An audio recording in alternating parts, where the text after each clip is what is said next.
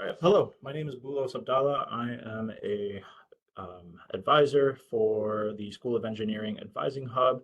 I am accompanied here by my colleague Kim Loring, who is going to be chiming in if I or when I miss some things here and there when we present. Welcome everybody to webinar number two, Prepare for Launch. We are going to talk about your first year registration and how we can help you and support you uh, make a smooth transition from high school into college at RPI. So yeah, let's get right into it. So this is the team that I work on. I'm joined by Karen Lewis, Kelly Sanasaro, Kim Loring, and Jen Yeager. We are all going to be doing team advising and be working with all of you individually throughout the summer. And then one of us will be assigned a specific major, so you'll always have a go-to person to work with all throughout the year. Um, Fast forward into the end of the summer next year, so let's say August 2026, that's probably when we'll find out who your faculty advisor is going to be. So what's going to happen is we advise you, we're going to be your sole advisor for your first and third year. And then come at the end of August next year, as you go into your sophomore year, we sort of break up with you guys and then we assign you a faculty advisor who will stick with you throughout your time at RPI. Couple of agenda points, things that we're going to be touching base on today during our presentation. We're going to talk a little bit about the registration resources and what's available to you and how you can take advantage of those resources. Going to go into a little bit about how you can register. Then we could talk a little bit about AP credits or IB credits, anything that you want to bring in, anything that you want to transfer if you haven't already done that. And then we're going to go over some quick important dates towards the end of the presentation. So what is the SOE Hub? What is the School of Engineering Advising Hub? So like I said earlier, we're a team of experienced advisors.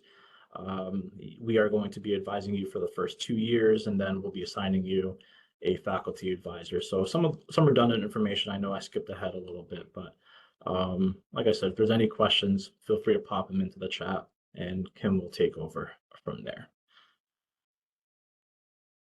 So when you're on campus, you're going to want to locate the Johnson Engineering Center, or the JEC for short. If you watched our first webinar, or if you've been on a couple of tours already, if you've been on campus already, you probably already know that we love our acronyms here at RPI. So definitely you're going to want to get used to those. But yeah, the JEC, pretty easy building to find. Or right smack dab in the middle of where all of your academic classes and activities are going to be taking place. The hub specifically is on the third floor. If you walk down the really long hallway past the dean's office, which is right here, and inside the Ansel Lounge, you'll find our office right inside that Ansel Lounge right there. You're always welcome to come in. We're open Monday through Friday, 9 a.m. to 4 p.m. We love having visitors, so definitely come by and visit us. So this is the extensive list of all engineering majors that RPI has to offer here.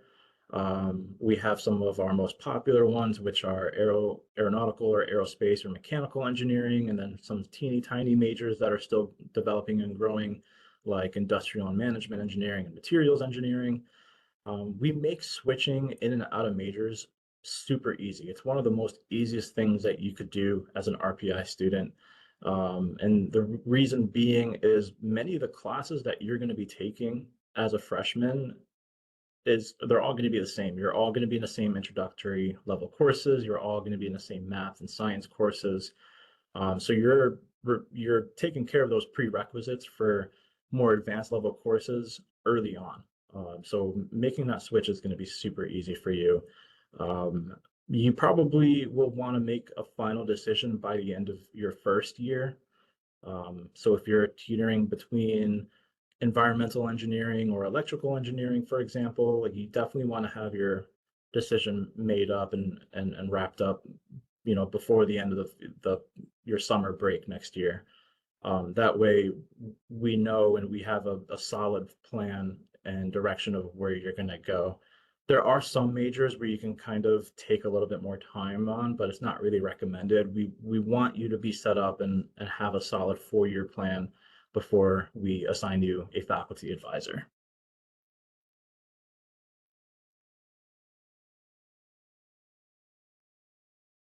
So just some more information about changing your major. Like I said, like it's one of the easiest things that you could do.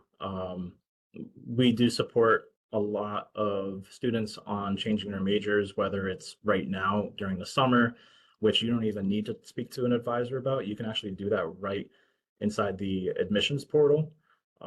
After the summer is over and you're on campus in August, then you're going to want to at least have a conversation with your advisor. That way, you know you're not making any mistakes or taking any wrong turns or anything in your plan.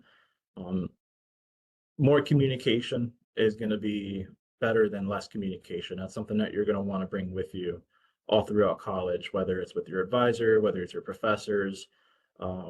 It's very difficult for professional staff and faculty to support students if they don't know who you are. So be in our ears, be in our radars, come visit us, come talk to us. It can only do more good than harm. Other additional resources that you have available to you besides changing your major, we can put you in touch with folks over in financial aid or at the Bursar's office for any sort of financial or bill paying needs, things like that. There's student life, so things under the student life umbrella are like international services. There are the Career Center. There's also studying abroad. There's also the Arch. I'm sure you guys have all heard about the Arch program and what that entails. So yeah, so if you have any sort of questions, if you're not really sure what direction you need to go into, please get in touch with us and we'll point you in the right direction.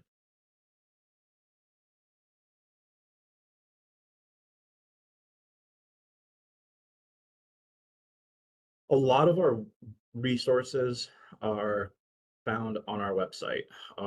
So just like the name of our team, just like the name of our office, we are a hub of many sorts. We can point you in a million different types of directions depending on what you're telling us or what your problems or issues are. We're problem solvers and we're very good at helping you and supporting you in solving those problems. We have drop-in advising. If you weren't there earlier today, that's okay. We're going to have drop-in advising leading up to the registration window opening later in July. We can support you in finding your course registration checklist, so figuring out exactly what classes you want to sign up for. And we have an Excel template, which will help you design and build your four-year plan, which you're going to need later on in your first semester when you sit down and meet with us individually one-on-one in the mandatory SAM meeting, where we, like I said, like we go over your entire four-year plan together. If you're looking to transfer any credits in, whether it's AP or IB, or if you're looking to take any additional courses next summer, that's something that we can certainly help you out with. And then some other general frequently asked questions or FAQs that regard any sort of registration assistance or just general questions that always continually pop up that we always see. We try to throw in as many questions in our resource bin here for everybody. And if you see anything that's missing that you should be on there, let us know. Kelly, who is also in the background here, kind of monitoring WebEx for us, she does a really good job at updating the website, which we can do pretty much on a daily basis. So just keep us posted. Let us know if you see something on there that's missing. Be happy to add that on there for you.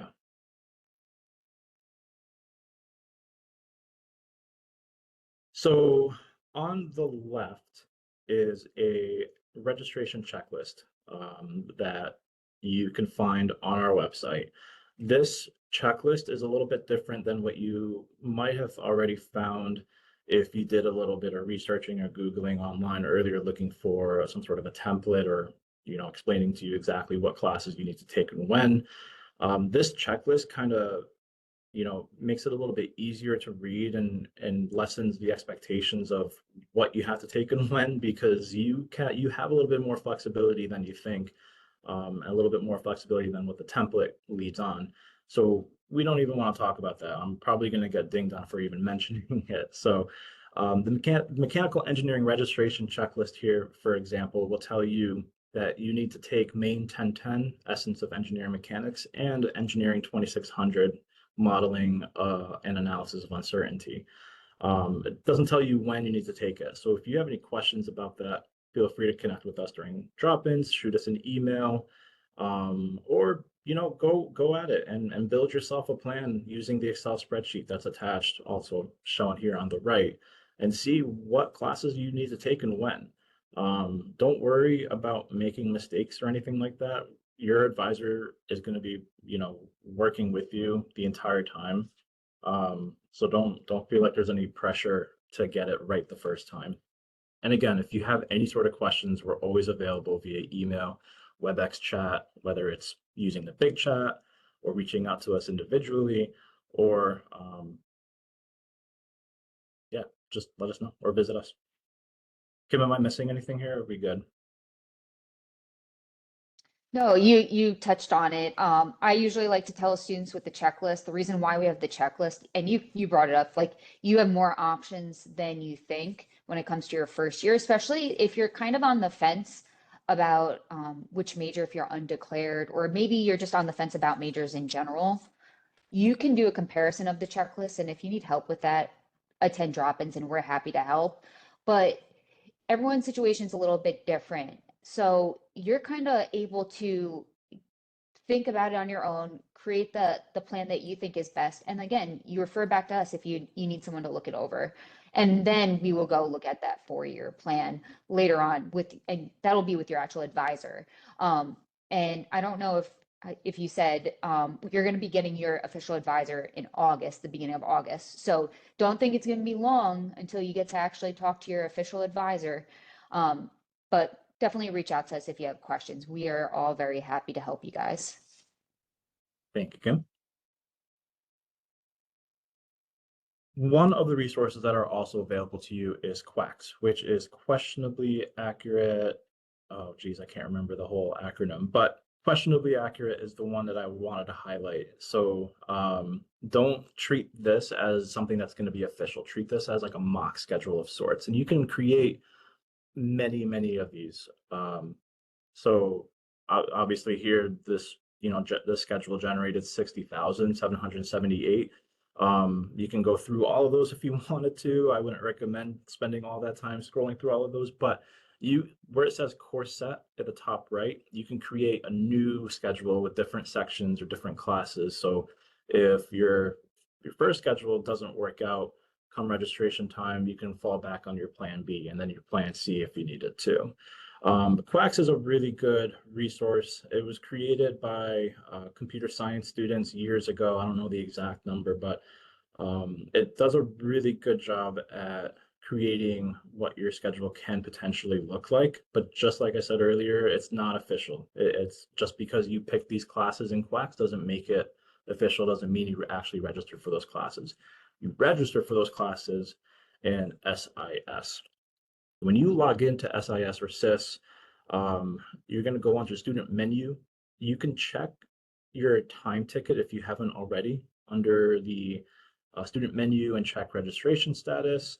It'll tell you exactly what day and what time you'll be able to register for.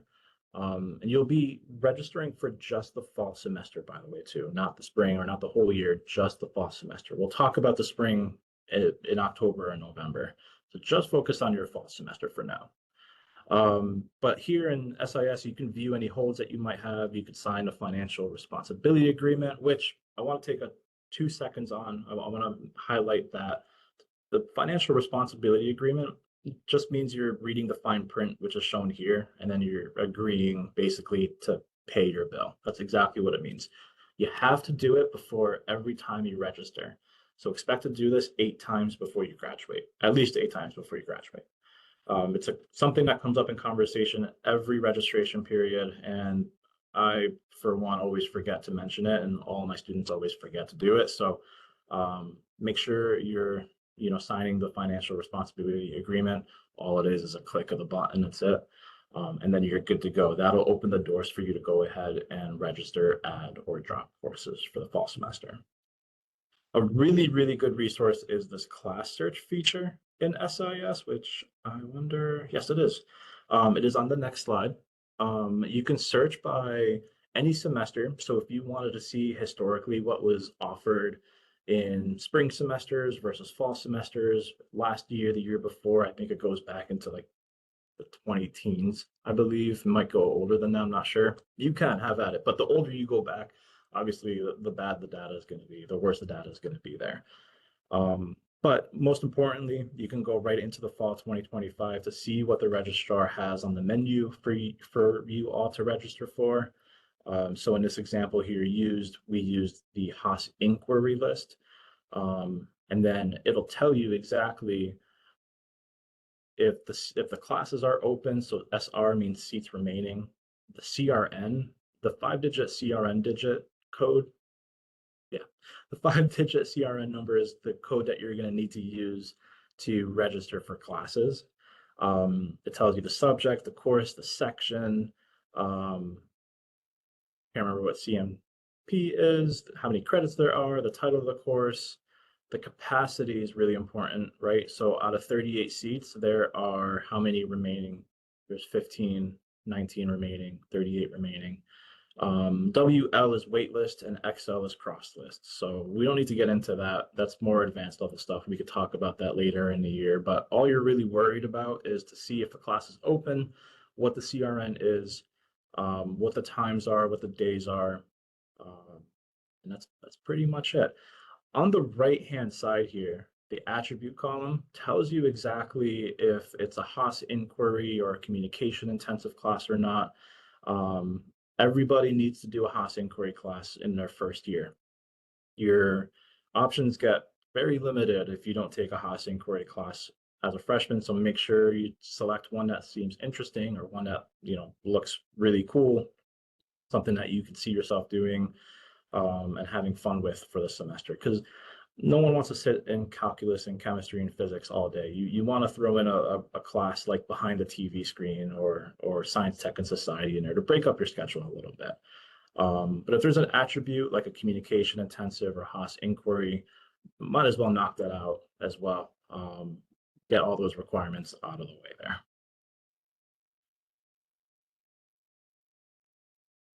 So how exactly do you register? So while we're in SIS, remember, click on add register drop, pull up your CRN, your 5-digit code. You can copy and paste that right into the boxes in SIS. When you click on the name of the class, and you get some really good information here. You find out obviously the title of the course, the name, the CRN, the section and everything, but it also tells you if there's any sort of restrictions on there.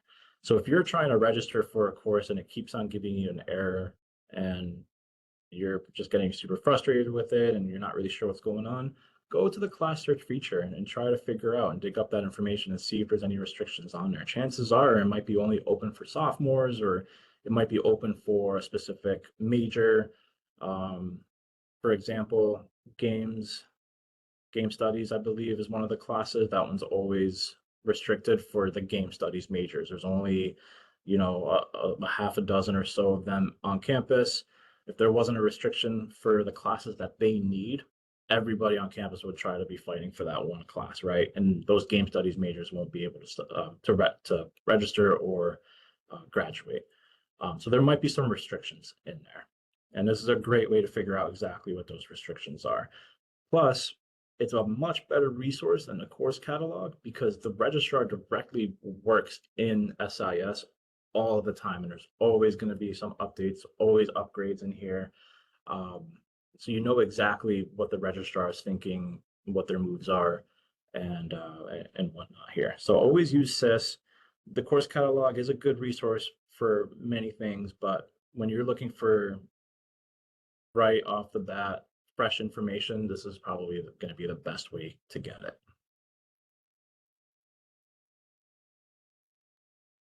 So this is where you would copy and then paste your CRNs.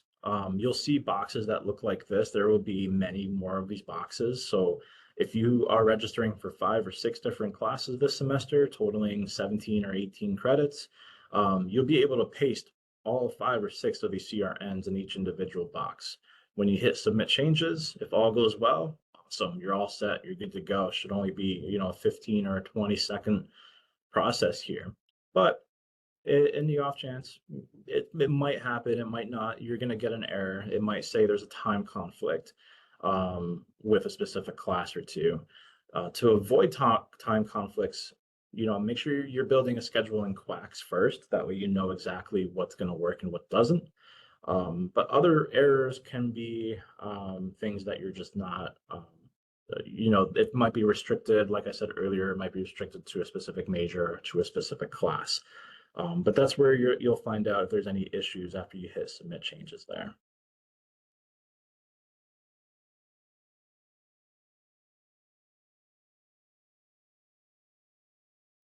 ENGR 1700, Introduction to Better World Engineering, is available for all engineering majors. If you are an undeclared, there we go, that's the word I was looking for. If you're an undeclared engineer, you have to sign up for this course. This is one of those core courses that you need to sign up for in your fall semester. But if you're a mechanical engineer or if you're a civil engineer and you're just like, maybe I want to think about doing electrical, or maybe I want to think about doing aeronautical, but don't really know a whole lot about that major, sign up for this course. You meet once a week, I believe, for just an hour. It's a seminar type of class, so you're in a big lecture hall and you don't ever have to say anything. I don't think they even assign homework other than attendance, so just make sure you show up. But each week they go over a different major or a different discipline. The professor that's in there, Kurt Anderson, he is very knowledgeable on a lot of different engineering disciplines at RPI. He's our associate dean and has been for a while. You might even see one of us from the SOE Hub team in one of those classes as well. They like to invite faculty from a specific discipline to talk about what they teach, their research projects, their history with that specific discipline. They might even invite some alumni even to talk about what their experience has been like as well. But at the end of the day, even if you're thinking about switching over, it wouldn't hurt to take this class and add it to your schedule. It shouldn't conflict with anything else. But like I said, very low commitment. Just show up once a week. It's only for an hour. It's really interesting, and you might learn a little bit more about what other engineering disciplines are offered at RPI. So definitely, I would recommend it. Carlos, can I cut in for a second? Please do. So I think it's a little bit longer than an hour. I think it's like an hour and 30 minutes or 50 minutes. But other than that, I hear great things about it for anyone thinking about possibly registering for it. It's open for all engineering majors, even if you officially declared a major, but maybe you're thinking about some other major possibly. It's definitely recommended to enroll in it. So, yep, that was my 2 cents. Thanks, Ken.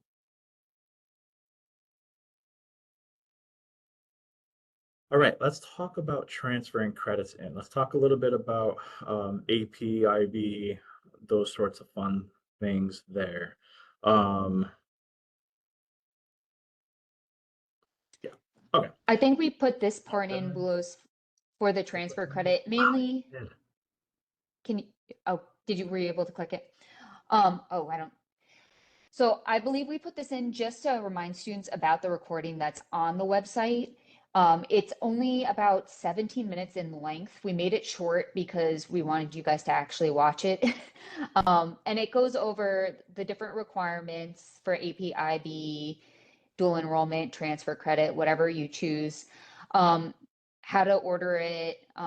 We go over like the requirements for like AP, you need a 4 or 5 on those AP scores. So if you have questions more in depth about that, I recommend you go on to our website and watch that recording. And also we have the slides there so you can read through it. And then also Kelly, our wonderful Kelly, developed a quick sheet for you guys to like go through the steps. And I use it all the time. So that's why I love it so much. So definitely check it out. And then also attend drop-ins if there's some particular question you have about transfer credit. We do have a lot of questions about, hey, I'm waiting on my AP scores coming in. They won't come into the second week of July, and registrations like the next week after. Will I be able to register? And pretty much we've been telling students, try to get it in. If you're not able to get it in before registration, will be sending out instructions via RPI email. So make sure you're checking your RPI email on how to get overrides into classes. And I mean that because a lot of students will be like, I have AP Calc, but I want to take Calc 2. How am I able to register if it's a prereq? So just keep an eye on your email so you can follow those instructions. And then if you need any more clarification, just contact one of us or attend drop-in so we can help you out. Sorry, Belusa, I just took that over. No, no, it's okay. Please, don't be. It's all good. A couple of some frequently asked questions that we get about transfer students or transfer credits is, I'll just come right out and answer it. Is if you have credit, transfer it, bring it in. Don't wait on it. Like just bring it in, and then we can. If you don't know what to do with it, we'll figure it out together when we sit down and meet. Another question that we get is, let's say if you bring in Calc 1 and Calc 2 credit, can you just skip Calc 1 and Calc 2? The answer is it really just, it depends. Like how comfortable do you feel with the material? Do you feel like you need a refresher or a review? There's no shame in retaking a class, whether it's Calc 1 or Calc 2. Remember, you're in college now and they teach calculus a little bit differently than they do in high school. Not to knock on high school teachers or anything, but there are some college faculty members here that do not take shortcuts, and they will hammer a point if they need to, and then they'll move right on quickly along. So it's probably some really good practice anyway. It can't hurt. If you do great in it, awesome. You walk away with a GPA booster, you walk away with a good grade. But if you feel like you need a challenge, then that's okay. You can go right ahead and skip it depending on how you feel with that material. Was there any other like frequently brought up stuff, Kim, that I could mention here before moving on? No, I think we covered it all, but if anyone comes up with any questions, please put it in the chat. I'm answering it as we go. And then any big questions we'll save for the end. Awesome. All right, so moving on. Important dates to have in your calendar. So your time ticket should have already come through. If you're not sure how to figure out what your time ticket is, log into SIS, click student menu, and then you should have an option there to view your time ticket there. Or if you click on add, drop, or register, you'll be able to figure out exactly the day and the time that you can register for. Right now, we're in the middle of our advising consultation window. It ends July 9th, but you can always reach out to us. Like, we're not going to say, no, you can't talk to us because we're not advising you anymore, right? So we'll be around all summer, especially during that registration window, which is going to be on July 10th and ends on July 16th. Keep in touch with us though. If for whatever reason you guys are all traveling, you're going to be on a cruise and you don't have signal or anything like that, or if you're going to be in another country and don't have access to internet, get in touch with us. Get in touch with us sooner rather than later. Don't get in touch with us on July 9th or July 10th. Get in touch with us now if you can, and we can try to figure that out and support you there. First day of classes this year is going to be August 28th. Make sure you don't miss your first day of classes. You do have 2 weeks into the start of the semester to add or drop courses. So kind of like what I was saying just a moment ago about Calc 1 or Calc 2, should you skip it? Should you take it if you need it because you brought in that AP credit? If you feel like you made the right decision, you can go right ahead and keep it. But if you feel like, yeah, Calc 2 is a little bit tough, I think I want to go back to Calc 1, you have until September 13th or 2 weeks into the semester to change that on your schedule. Again, if you need support or if you need a little bit of help with that, let us know. Feel free to get in touch with your advisor. We'll be more than happy to show you how to do that. Be more than happy to bounce questions off you and get that figured out with you rather than having to do it blindly.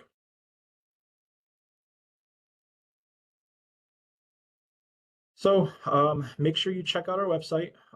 If you go to our website, even if you just Google RPI SOE Hub, it'll take you right to our website. If you click on Welcome Class of 2029 on the top right, You'll find a lot of those resources that are tailored just for you and just for your major or just for your class.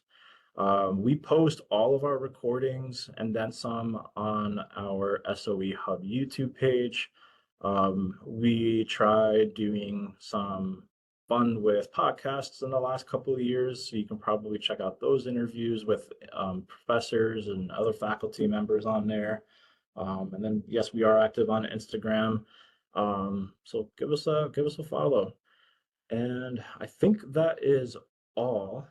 I hope I didn't miss anything. Kim, chime in if I did. Oh, Jen, you're here too. I just saw that you're here. I'm sorry. Jen is also on the team. She advises with us. I'm just seeing that she was here. So sorry about that. Sorry if I missed you. Um, but yeah, get in touch with us. Let us know, and we'll be more than happy to help.